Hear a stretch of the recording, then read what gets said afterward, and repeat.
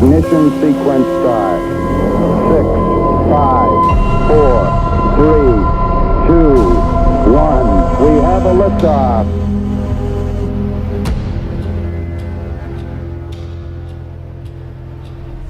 What's up, Doom Nation, and welcome back. You are listening to the Two Doom Men podcast. As always, it's Skaggs and yours truly, the Captain. And we have another special episode today with another special guest. So, Skaggs, why don't you introduce him? Yes, sir. I'm excited for this one. Today we have on Dr. Michael Rectenwald. He is a presidential candidate from the Libertarian Party. He's going to be vying for the Libertarian nomination. Really excited to have you on. I know you just officially launched your campaign in the Twitter Spaces the other day. Congratulations. With Dave Smith and the crew. So I'm excited. I'm really thankful that you decided to take some time to have, to come on the show with us and answer some questions and talk. Dr. Rectenwald, how you doing? Great. How are you? Thanks for having me. Great. Very Awesome. Excited. Things are speeding up in the Libertarian Party, and things are getting interesting, without a doubt. So we'll talk about your candidacy, and we have a couple questions for you. Perhaps I'll start with the libertarian questions first. Sure. I've seen a lot of criticism of you, and it's funny because we talk about on the show all the time, like nobody hates libertarians more than other libertarians. So of course there's going to be some criticism. I'll preface it actually by telling you about myself real quick. I'm a former Bernie bro. Everybody on the show knows this, right? And I kind of got radicalized into libertarianism by Dave Smith and the COVID regime the last couple of years. But I was a full-on supporter of Medicare for All and Bernie Sanders. And the last couple of years really did change my perspective. I heard better arguments, got into some libertarian literature, and now I'm a full-blown libertarian ANCAP, just put it that way. Yeah. So the main criticism I'm seeing of you and your campaign is that, like, oh, well, you should just dismiss Dr. Rectenwald because he's a former Marxist and he's not a real libertarian. Like, that's the argument coming from libertarians. What would you have to say to libertarians who are making that sort of argument against your campaign or your candidacy? Well, as far as I know, nobody is born a libertarian. And so there isn't any, stamp that's put on your foot at birth saying libertarian here or L. Libertarianism is not a cult. It's a philosophy. And I came to it over 7 years ago now. And I was Marxist, but whenever the woke mob came for me at NYU, I immediately became a civil libertarian. And that is, I began to advocate for and extol the virtues of freedom, liberty, individual liberty in speech and thought and action. And so the rights of the individual became paramount for me immediately upon leaving the left. And I left the left in 2016. And then I began reading literature. I started to delve into Mises, and I read several books by Mises, Socialism being one of them, the first one that I really got into. And, I also started to investigate the history of leftist criminality, frankly. And that's really, cemented my firm conviction to libertarianism. And then I converted to an economic libertarian very shortly after that. And I've written now 5 books from a libertarian perspective and hundreds of articles and given dozens of speeches. Well, more than dozens, I say, dozens and dozens of speeches, talks all over the place from a libertarian perspective. I just finished, in January, a book came out of mine called The Great Reset and the Struggle for Liberty, Unraveling the Global Agenda. And that is a book that takes on globalism, the globalism threat from a libertarian perspective. So, I may be a relatively recent convert to libertarianism, but I think that there's no stronger libertarian than a convert, and I have that fresh convert approach, and that is to say, I'm very zealous here about libertarianism. Now, my association with the Libertarian Party has been my affiliation with the Mises Caucus, and I've given several speeches for them during the COVID crisis in particular, and they were about the totalitarianism that we were facing under COVID, and I think is still really upon us in terms of other things. There's a whole onslaught of totalitarian aspects to our system right now, this regime, as I call it. Yeah, so accurate description, definitely. Definitely a regime, yeah. So, I don't think that, let me say this too, is that I understand the other side as well as anybody out there, because I was not only was I a Marxist, I was very, very well versed in Marxism and wrote articles for Marxist journals. And I wasn't just some tag-along Marxist. I was actually a leader in that space in the United States, at least, and received internationally that way. So I know Marxism inside out. I know what the premises are, and then there's a lot of unconscious Marxism that persists, that people don't recognize as really coming from Marxism, and I know what that is. Effectively, it all comes down to this idea of exploitation at the point of production, and that hinges on, of course, the labor theory of value. If you don't know that people unconsciously have absorbed this belief, then you have no idea what you're fighting against. Yeah, I agree with you. I could give you a quick example. A couple of friends of ours, they know that the regime is targeting the woke stuff and like racial issues kind of as a facade. But then they'll always end up tying it back to, well, like the real problem is the class issue in America, or struggle. And I've always, and sometimes I'll pick them on it or try and push back in some sort of way. But I see that as like an unconscious kind of, there is some Marxism in their brain, even if they don't see it that way or know that it's there. Yeah, and even people that are just anti-corporation per se, or they think all workers are being exploited. They are being exploited, but not by their employers, mostly. They're mostly being exploited by the state. So I do believe in a class analysis, but they have the wrong class element. They don't understand who the ruling class really is. And I think Hoppe really makes clear that point in his essay called Marxian and Austrian Class Analysis. And that clarified it very well. That's a beautiful essay that every libertarian should read. So let me ask you, you said you converted to libertarianism in 2016. What leads you to this point now to be running for president? Well, because you're new to the party, and now here you are at the top of your game. Yeah, it's amazing turn of events.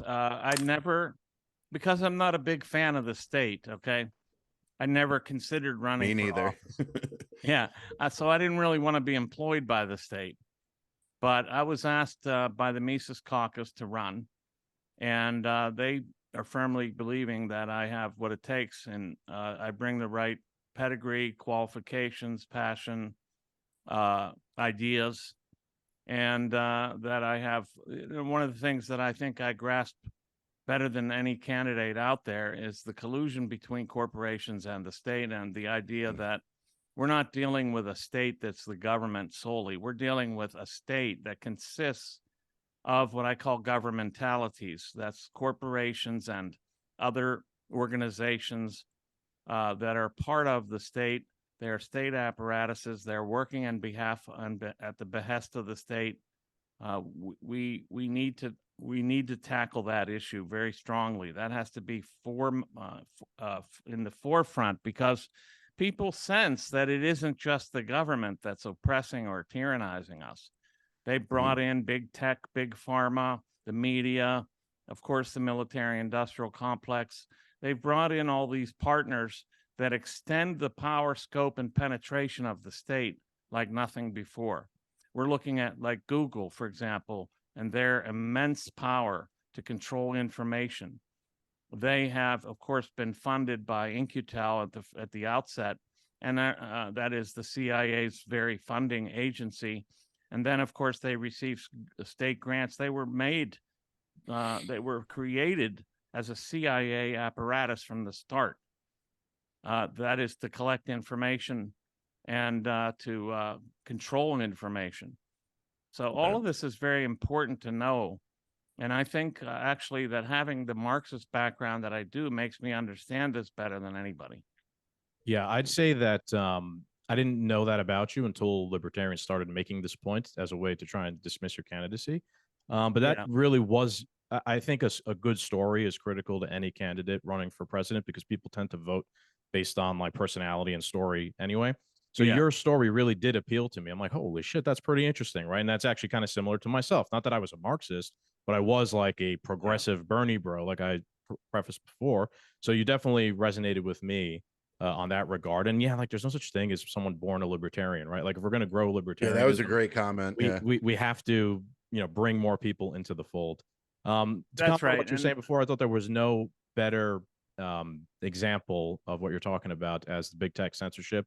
And libertarians the past couple of years, some of them were taking the point that, well, it's a private company. Like if they want to keep stuff off of Twitter, then they should be able to. Well, some of us were screaming, it's really not them. It's definitely pressure behind the scenes from the government, which was then confirmed in the Twitter files.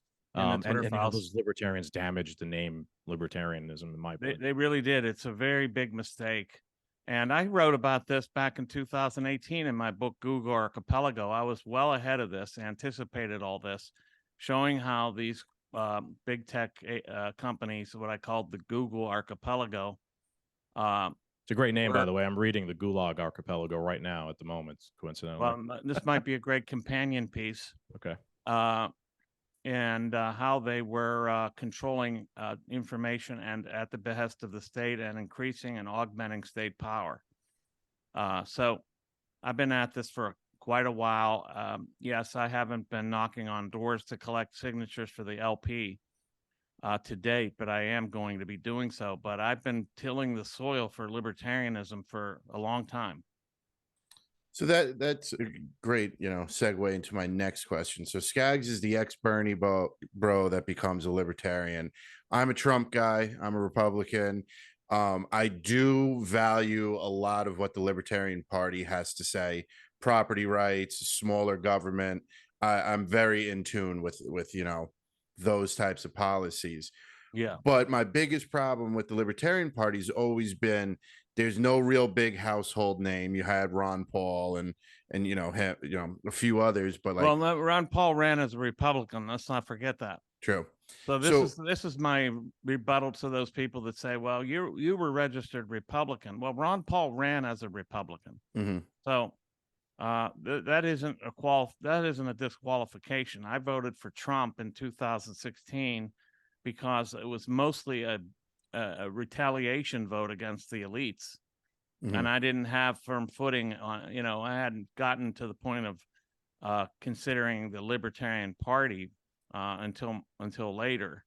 Okay. But but go ahead. I'm sorry. So what's, what would you say to somebody like me who's in both camps to get me fully to come over to, because this our podcast has a lot of libertarians, a lot of conservatives, Republicans. I would like to think there's a few Democrats, but I highly doubt that. So like, what's your message to the outsiders who don't fully know libertarianism to get them to convert over to vote for you? Well, I think, Trump,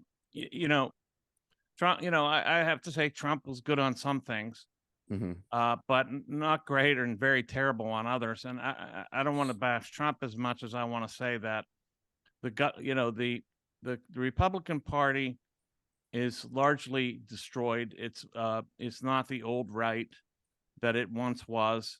It has been infiltrated by neocons and largely controlled by them.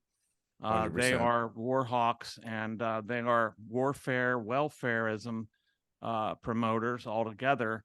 Trump did some terrible things during COVID. For example, he encouraged and agreed to the lockdowns. He initiated Operation Warp Speed. This was a total disaster. He keeps bragging about being the vaccine, inaugurator. So Yeah, I not think something that, you want to be proud of. no, it's terrible. And furthermore, I think, you can't get out of the, you can't really beat this Republican establishment. I would say that the Republican establishment is really controlled by the Democrats for the most part. So the Uniparty is really a Democrat-controlled apparatus, and they are being cowed into submission in many ways. Now there are from a few standouts like Thomas Massie and Rand Paul, but otherwise, I don't have much faith in that party whatsoever. And they don't hold to the right principles, and they don't have a principled stance on mostly anything. They say they're free market people, but they push various regulations. You have, for example, recently Josh Crawley, is it? His name's escaping Joe me. Crawley, maybe. Yeah. Josh Crawley. Okay. No, Josh Hawley. Yes, he's pushing, credit card caps, interest caps for credit cards and stuff like that. This is terrible policy. What it does is cuts the people out of the market. So they'll cap credit cards at 18%. This is interventionism that ends up putting people out of the market for lending, people that are less credit worthy. So you're basically, whenever they keep making these interventions, they end up distorting the market and hurting people. So they don't know what they're talking about the marketplace. They say they're free marketers, but they're not. Yeah, I think this is one of the main things I've learned coming from a Bernie bro is that price controls are bad. And it's funny to see Republicans advocating for price controls in certain things, but maybe not considering them price controls. Josh Hawley is his name. I don't know why I said Crawley, but it's Hawley, Josh Hawley. Yeah, price controls are terrible, and they distort the market. They end up hurting the people they're supposed to help. Sorry about that. Okay. It's okay. I forgot to turn off the phone. Okay. No worries. Important guy. It's all good. Yeah. Thank you. I'm just fielding a lot of campaign stuff. Oh, I could imagine. You're a busy man at the moment. So I want to thank you for taking the time to no worries, make it slice an hour out of your busy schedule here. Let's kind of end the Libertarian Party segment with what's your view then for the Libertarian Party in general? There's been a lot of talk about is the party supposed to be running candidates? Is the party supposed to be a platform for the libertarian message and push Republicans to be better? If you were the nominee of the Libertarian Party, I would think you have to kind of have a pretty clear, concise idea for what the party should be doing. What's your answer to that? Well, the party should be running candidates and drafting people at the local level to control local government. And my candidacy is about wrecking the regime. Wreck the regime is the tagline. Is the tagline, and that means wresting power from the central government, giving power to the localities and states. And that means getting people in office to get the guns in their local regions, to get control of their own school boards, to get control of the sheriff and police functions, to get control of getting the only possibility of resisting this totalitarianism is through decentralized revolution. So that's my approach, what my campaign is about bringing. And I am getting that message out. And I want to get that message out as broadly as possible. And I believe since I have the biggest platform outside of the Libertarian Party of any candidate by far, having been on major network TV and tons of radio and all kinds of podcasts, I believe that I bring that message most broadly. And I want to get that message out and drafting people into the Libertarian Party to run for office and to serve as, and to join the party. So I'm talking about growing the base And ultimately, the object is to win 5% to make it a real viable third party. We'd have a multi-party system should we get that 5%. And I think I'm the only one that can bring it because of the reach that I have, having the media affiliations, contacts, and exposure that I will get. Okay, yeah. If I could give you one, little bit of advice, it'd be to kind of take from the example of RFK and Vivek Ramaswamy. They've gone on like the independent podcast circuit. Oh yeah. There's like, which I view as all the million shows, independent shows. If you could combine them up, they're the mainstream media now. Mhm. Oh and yes. they're reaching a huge portion of people. I want the libertarian guy on there doing what Vivek and RFK did. Was like, hey, there's alternatives to this, and we build the brand that way as absolutely. And speaking of which, one of my main appearances has been on Tucker Carlson. So now that Tucker is off of Fox, gladly, I'm looking at an appearance there. Nice. We just saw Javier Milei, his appearance on Tucker. Yeah, that was great. It's over 400 million views now. That should be a warning to, or at least something that libertarians should keep an eye on, right? Like, he's gotten so much attention.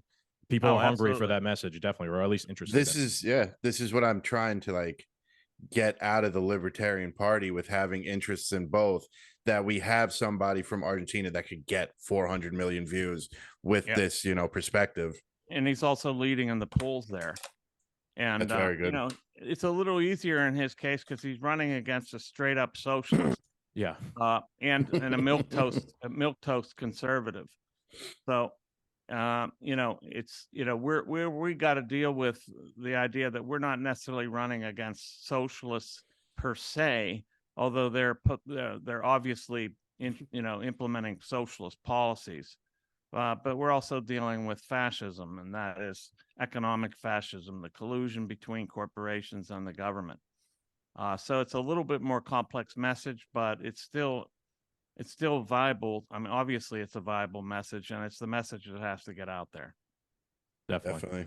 So I want to pivot to, we talk about culture a lot on this show, which is somewhere that libertarians tend, or at least historically, they tend to kind of be agnostic and not get involved in like culture war issues. Like we talk about transgender stuff sometimes and the woke stuff all the time and the Bud Light thing and whatever.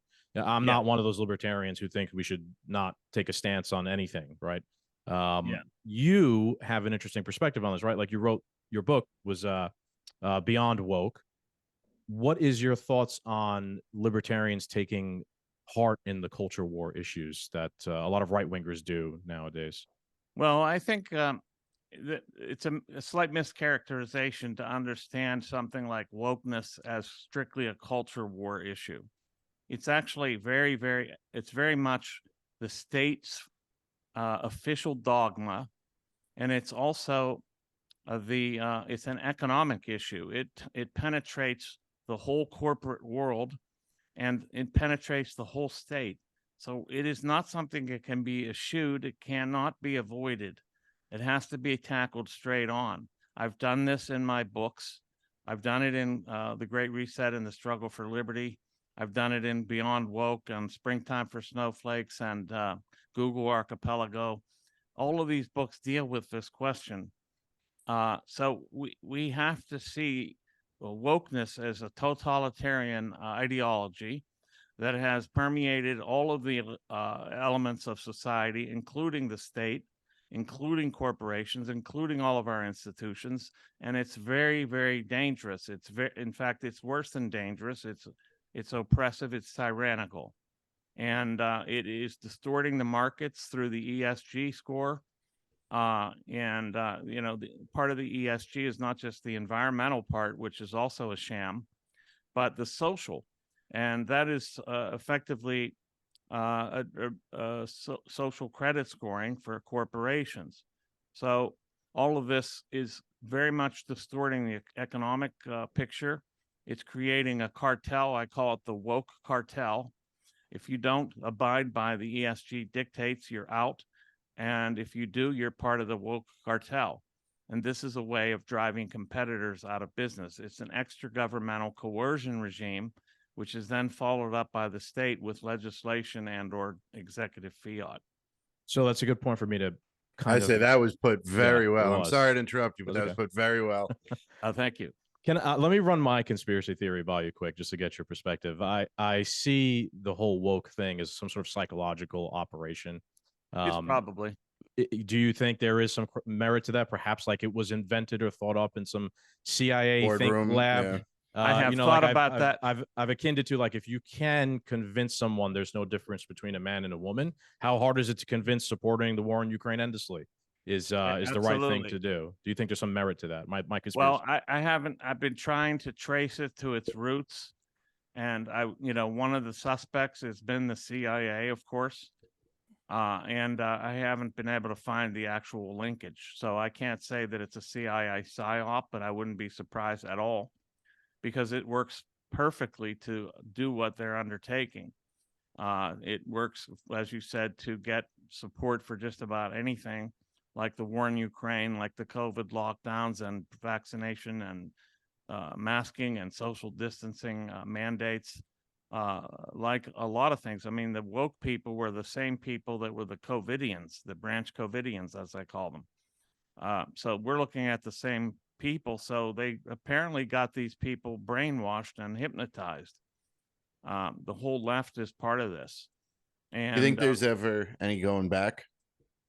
Sorry to cut you off. Pre-wokeness pre-woke? or No, it has to be post-woke. So in other words, we have to defeat it. And Okay. that means showing what it is and understanding what it's about, what it's trying to accomplish, what the function of wokeness is. So I've talked about this, what the function of wokeness is. The function is to make people feel unworthy of their rights, to make them feel that their rights have been privileges, and everything they have achieved to date has been a function of privilege. So they are then more likely to abdicate their rights and their so-called privileges and their property even, so that by 2030 you own nothing and be happy, as they say. So it is a globalist agenda. I believe it's part of a globalist agenda to strip property and rights from the vast majority, the everyday American and everyday citizens across the whole Western world. Yeah, and I think that couldn't be more antithetical to libertarianism, right? We believe like our rights are naturally inherent, or That's given right. by God as nothing, Mhm. or just your product of being a human being. You have inherent rights, Yes. and you're seeing policies like that all around the world. With farmers and with the climate change stuff and whatnot. It's not. I would say it's not just my crazy conspiracy theory. Like, you're seeing active measures being taken against the economy and the population in regards to Yeah, that. it isn't a conspiracy theory. You can see it play out. I mean, you have Larry Fink at BlackRock Inc. saying things like, if you don't, abide by the ESG index, you'll be starved of capital investment. That's very serious. This is why we see the culture wars, things like the Bud Light promotion of Dylan Mulvaney and the Target promotion of transgender clothing and so forth. You see this because it's the ESG and the social component of the ESG in the case of strictly seemingly culture wars things. Well, the real reason these companies are doing this is because of the elements that go into the S, or the social category of the ESG. And that is being driven by things like the Human Rights Campaign and their transgender criteria, so that if companies don't promote transgender people and transgenderism, they get a low S score, and likewise they lose capital investments. That's what's going on. It's a battle between finance capital and consumer capital. Yeah, definitely. I think that's one of the things that libertarians have the biggest edge on. We, understand, the Federal Reserve and the capital markets. Like, that's why Clint Russell from Liberty Lockdown has been doing such a great job of becoming a big name, because he understands that shit better than anybody. We had him on to talk about ESG. So if there's one thing we're going to do, is we need to make sure or at least we need to make sure we're explaining that to your MAGA America First person, so that they have that in their tool belt as well, that they'll get beyond just like the election's rigged against Trump. or whatever. Like we want to kind of broaden their horizons on what exactly. Yeah, is they going on. need to understand what the Fed is, what it's doing. And speaking of which, they need to understand, what's coming in terms of the central bank digital currency and what, how that would close the totalitarian circle entirely. Oh yeah, Completely. Yeah, we'd be controlling without you. money. Yeah. So let's pivot, Chris. Unless you have any other follow-up questions, I want to pivot to the border immigration crisis go. that's going on. So I'm sure you haven't been living under a rock, Mike. And at our own border, there are a lot of people coming over. This is an area where libertarians tend to have different disagreements as well. Yeah. There are like your purists who make the ideological point of there shouldn't be any borders because the state's illegitimate and the state shouldn't have any borders. And then there's people I would say that are in like the Mises camp who are now, different and they don't agree with that position. This past week in Italy and Lampedusa Island, there was an influx of like 10,000 migrants coming in onto their island. There's only 6,000 citizens that live on the island. This is obviously happening at our own border. So no matter what, you can't just ignore this problem. Some position has to be taken. Something has to be done. What do you think is the correct libertarian position or thing that should be done to solve the border problem? Well, let's get into the principles first. Okay, in a perfectly private property society where there was nothing but private property, the only borders that would exist would be the borders to your property. But we don't live in that world. We live in a world of so-called public property as well. But what is public property? Well, public property is property that's paid for by taxpayers and effectively stolen from them by the state. So, the question is who owns public property, and the citizens own public property. Likewise, just people going into public property without an invitation is actually a violation of the non-aggression principle. So unless people are invited to a place, they have they don't have a business being there. So this is the thing. Goods that are different than people. Goods can't cross a border by themselves. They can't get up and walk unless they're drones or something like that. They have to be invited. So people should be invited just like goods. So this is a very Hoppian view, and I will hold to that. It's the correct libertarian view. It's the only view that makes sense and that it really abides by libertarian principles of the right to property and the discretion to dispose of one's property as one wishes. So I would say that what we need is restricted border and border. We need restricted border enforcement. Broaden the ports of entry, but vet people at the border and make sure they have that they have been effectively invited into the country.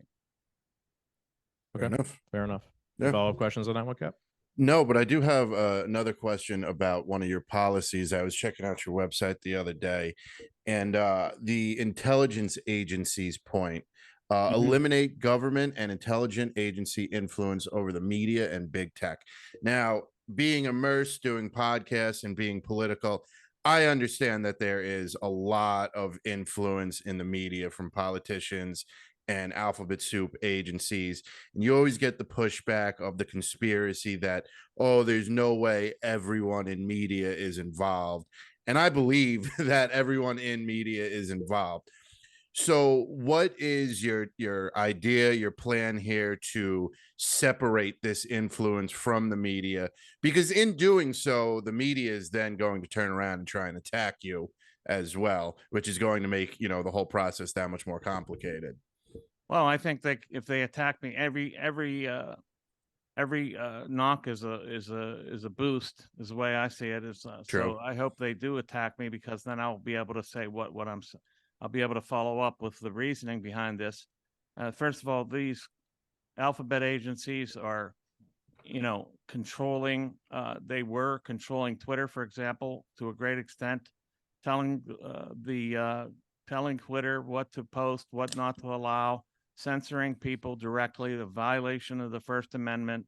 They were censoring by proxy, but at the behest of these agencies, of the federal government.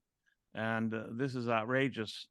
Yes. And the case We saw that, of course, with the Twitter files, as we mentioned, and also with the case of Missouri versus Biden. But I knew it back in 2018 when I wrote Google Archipelago.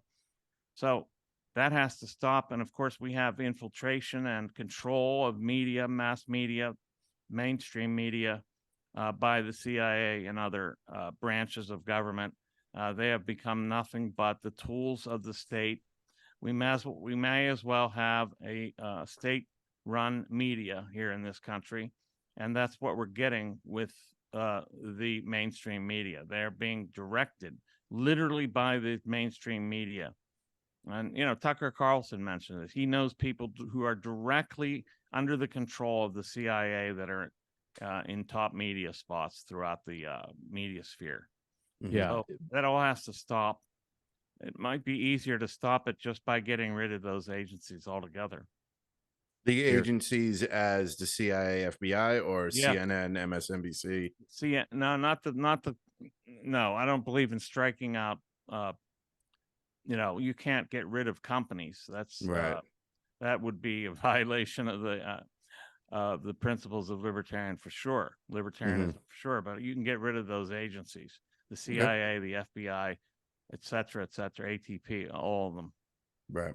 Yeah, I just thought of this. You mentioned the word proxy before. I think proxy is like the best word we could use to describe the state of affairs. I just thought of we have an empire by proxy, essentially. Exactly. We were having a debate the other night with some friends about Truman and Oppenheimer and the bomb and the American empire. And an older guy, friend's father of ours, he says, no, America is not an empire. I wish I would have thought this before. It's an empire by proxy, not just around the world, but also in terms of the media and controlling the narrative and things like that.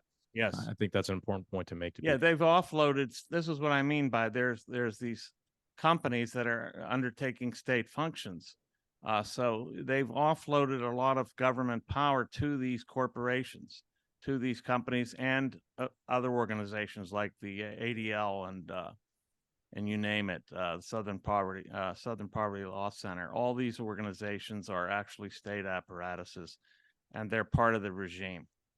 Yeah, and then they have a baked-in, excuse or defense. So it's a private institution. It's not the state. Therefore, any principled libertarian or conservative, you can't make that argument as to why this isn't, the right thing to do, or why it's not an actual, violation of your, First Amendment or anything like that.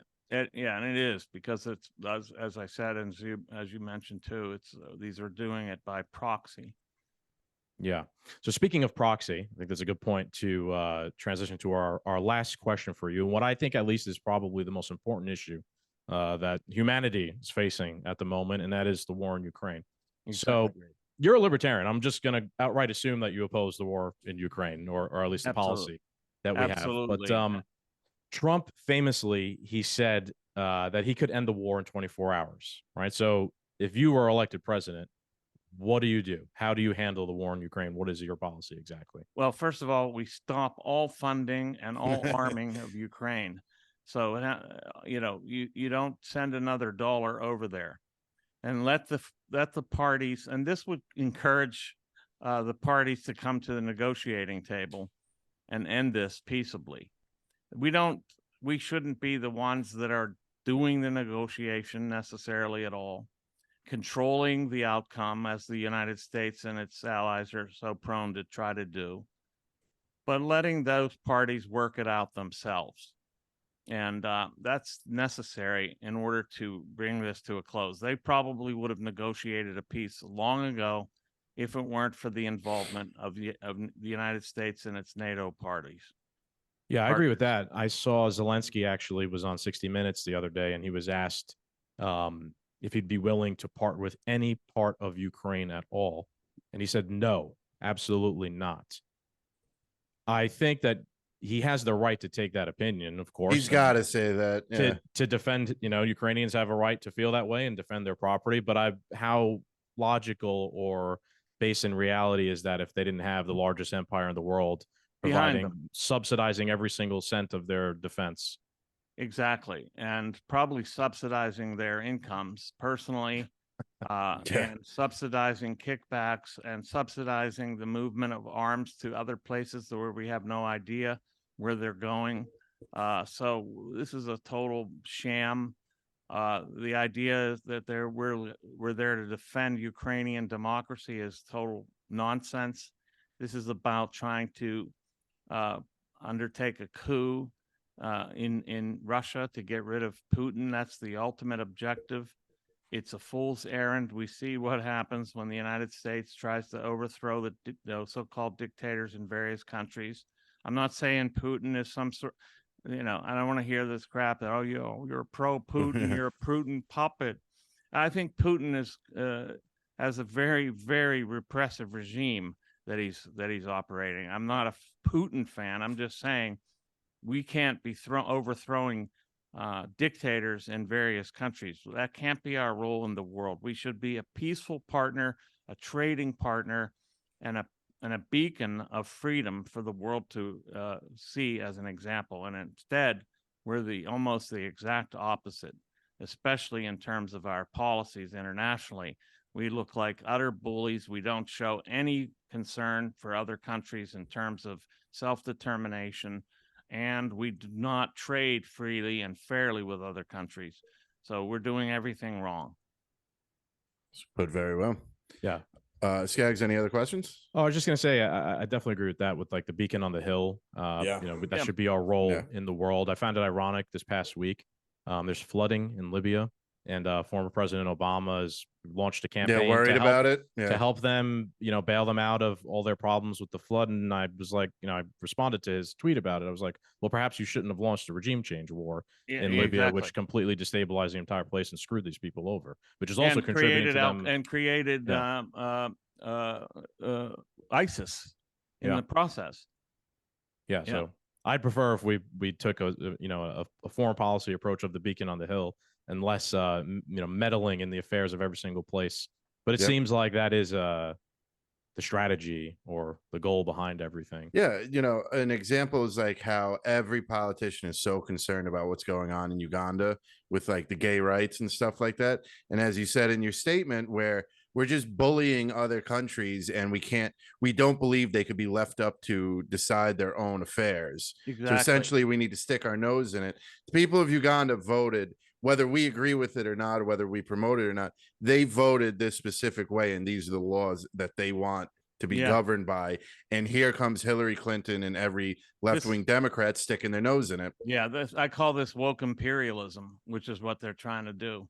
They're using wokeness as a tool of imperialist conquest and control.